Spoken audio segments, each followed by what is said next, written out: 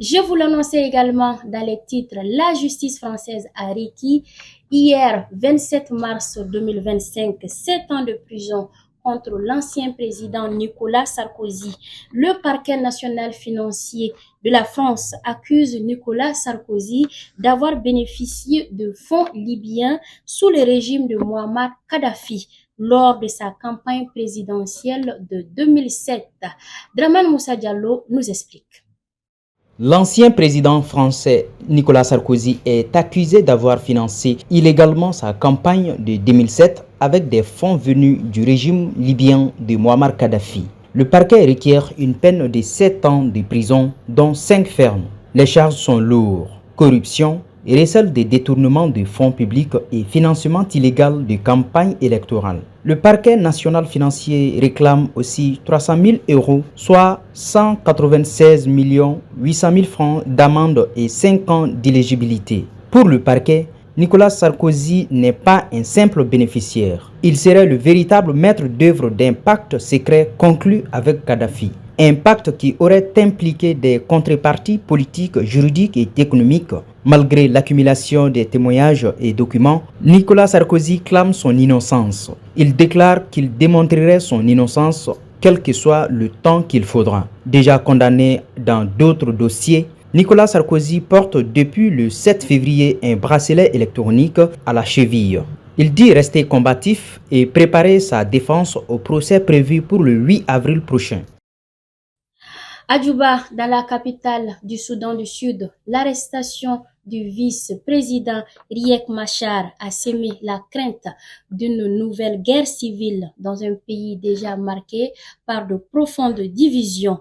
De nombreuses voix appellent à un apaisement, tandis que certains observateurs font appel à une médiation régionale afin de prévenir une crise de grande ampleur. Aminata Alice Guindo nous fait le point. Dans la capitale du Soudan du Sud, à Djouba, des hommes lourdement armés, dirigés par les ministres de la Défense et les chefs de la Sécurité nationale, ont arrêté le vice-président Riek Machar dans la soirée du mercredi 26 mars. C'est du moins ce qu'affirme un communiqué du SPLM-IO, le parti du vice-président.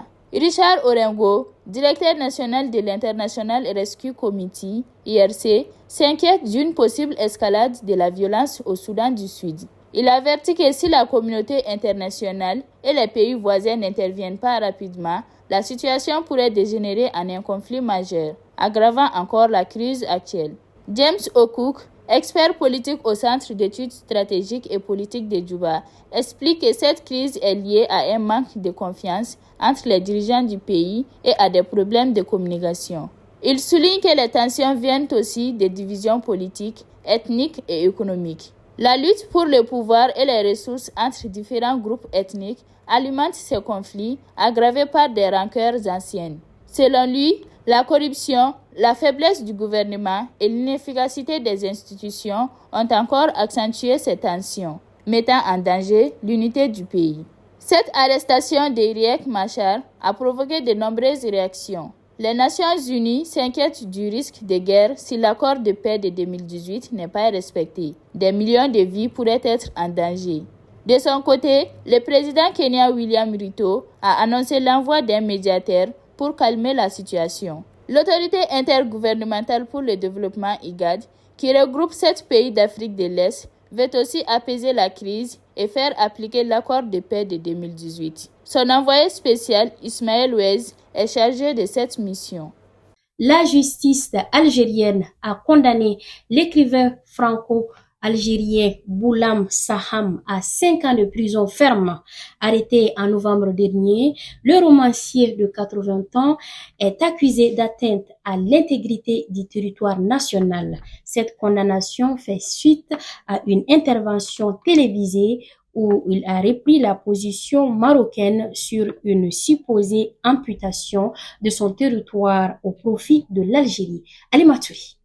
Lors de son procès, le procureur avait requis une peine de 10 ans de prison contre l'écrivain Boualem Sansal pour atteinte à l'intégrité territoriale de l'Algérie à la suite d'une interview. Finalement, selon un correspondant de l'agence France-Presse AFP, le tribunal correctionnel de Dar el-Beïda, près d'Alger, a condamné l'accusé à 5 ans de réclusion ferme ainsi qu'à une amende de 500 000 dinars algériens, environ 2 222 000 francs CFA. En effet, l'écrivain franco-algérien avait repris lors d'une intervention sur une chaîne de télévision française les propos du royaume marocain affirmant que l'Algérie aurait empiété sur ses territoires pendant la période coloniale française. Sa condamnation intervient dans un contexte de tensions diplomatiques entre Paris et Alger. Pour rappel, le 29 octobre 2024, la France a reconnu les territoires conflictuels du Sahara occidental comme faisant partie du Maroc, tandis que l'Algérie soutient les revendications des indépendantistes sahraouis. À ce jour, les Nations Unies n'ont pas encore statué officiellement sur le statut de ces territoires. Voilà, c'est ce qui met fin à ce journal que j'ai eu le plaisir de vous présenter. Merci de votre fidélité, bon week-end et bonne fête de Ramadan à toute la communauté musulmane du Mali et du monde. Bonsoir.